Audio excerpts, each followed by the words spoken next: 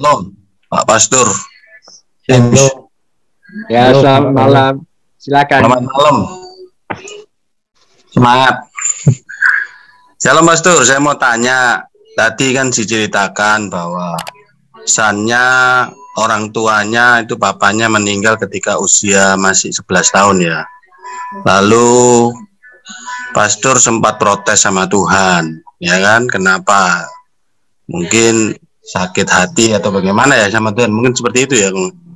Nah, itu bagaimana kok bisa terjadi pemulihan yang saya rasa itu tidak gampang ya, karena kan itu kan orang tua kita. Ya, satu itu. Kedua, mungkin saya tadi nggak dengar ya, kenapa kok bisa saya sebenarnya menegaskan lagi untuk pertanyaannya Pak Hadi, kenapa kok bisa lari ke Papua dan punya hati sama Papua? Kalau nggak punya hati kan nggak mungkin sampai ke Papua, kan di Amerika kan enak ya, karena saya sendiri tahu, karena orang tua tiri saya orang New York juga di Amerika, ya kan? Kenapa itu masih tetap kuat sampai hari ini, sampai 44 tahun? Itu bukan waktu yang sedikit, pasti banyak suka dan duka, karena itu sudah hampir 34 lebih umur saya umur 48. Ya 44 tahun, luar biasa itu Pastor. Saya terinspirasi itu. Coba Pastor bagaimana supaya bisa memberkati kita semua. Terima kasih, Tuhan berkati.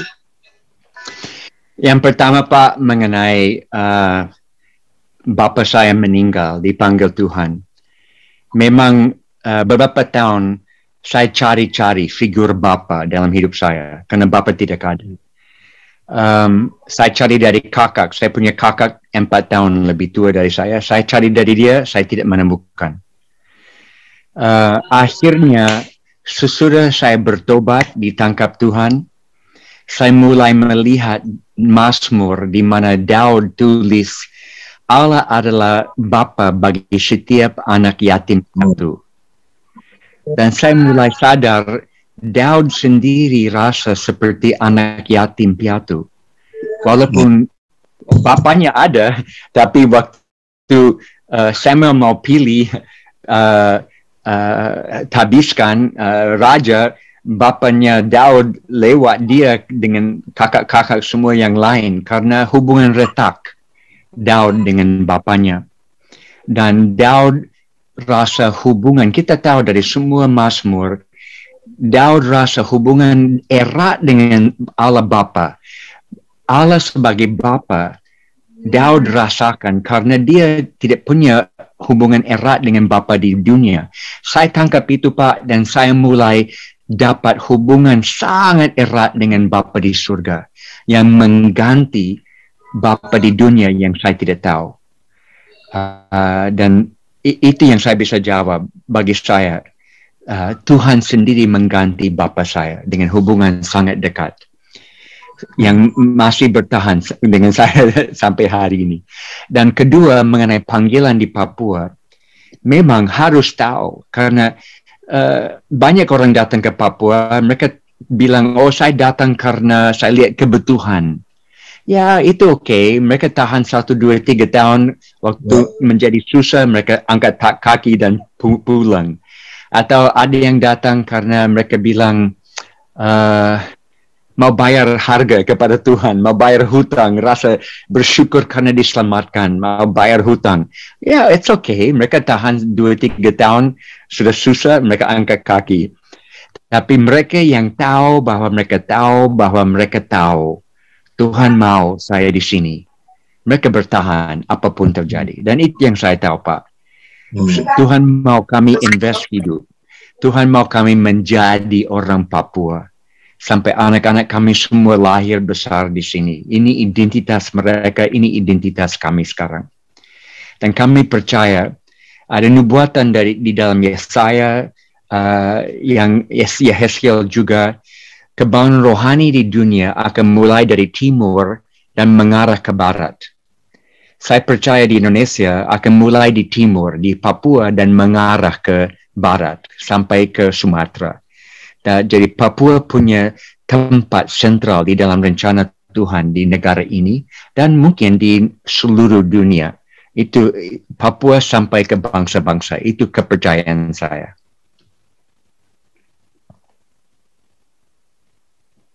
Bagaimana Pak Roni, sudah terjawab? Terima kasih. Yang ketiga tadi ya, Bu.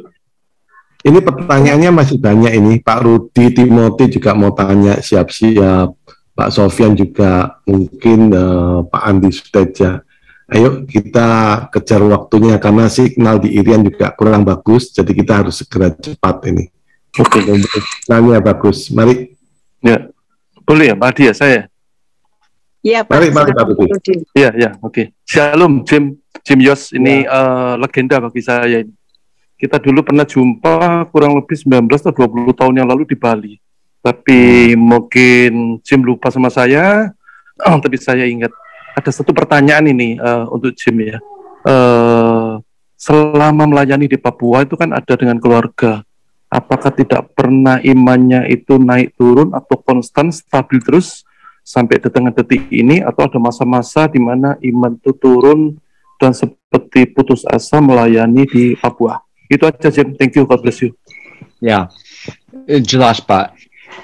Dalam 1, 2, 3 tahun waktu tidak ada hasil, kami berusaha tapi ada lawanan dari orang lokal. Memang rasa mungkin bisa lebih berhasil dalam pelayanan di Amerika atau di tempat lain. Tetapi saya lihat biasanya mereka yang bisa bertahan sampai 4-5 tahun, mereka they turn the corner. Mereka lewat the tipping point, di mana mereka tahu apapun terjadi, susah tidak akan hentikan kami. Jadi walaupun memang ada hal-hal yang buruk terjadi dan saya tidak mau fokus di situ, kami mengerti investment yang kami buat di Papua membuat hasil untuk generasi-generasi ke depan. Papua tidak akan ditransformasi overnight dalam satu malam. Perlu long-term thinking. Harus pikir generasi berikut. Itu sebabnya kami banyak fokus sekarang dengan pendidikan dan kesehatan. Karena Papua terkebelakang karena dua hal itu. Dan kami mau lihat character building di dalam pendidikan, di mana mereka takut akan Tuhan. Juga di dalam kesehatan di mana mereka tidak harus diserang malaria terus dan HIV AIDS seperti sekarang, tapi mereka bisa jadi orang yang sehat dan punya kesempatan fisik dan spiritual untuk maju. Jadi saya seperti semua orang, saya dapat waktu down dan rasa tantangan berat, tapi Tuhan selalu menolong dan kami lewat lembah gelap dan keluar dalam terang lagi. Jadi I'm not any different than you. Kita semua sama-sama, Pak. Yeah, okay. Thanks a lot, James. God bless you. Always.